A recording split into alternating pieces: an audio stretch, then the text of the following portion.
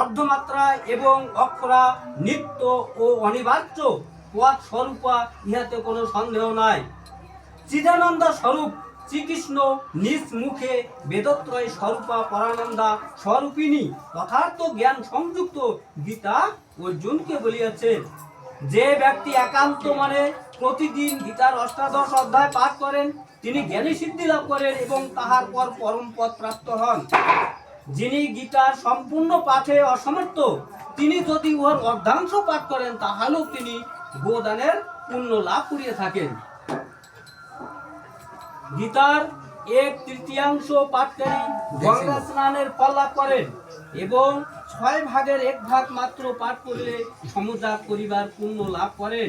হে বসুন্ধরে, যে ব্যক্তি প্রত্যহ ভক্তি সহকারে মাত্র একটি অধ্যায় পাঠ করেন তিনি শিবলোকে প্রাপ্ত হন এবং শিবের সহচর রূপে চিরকাল তথায় বাস করেন।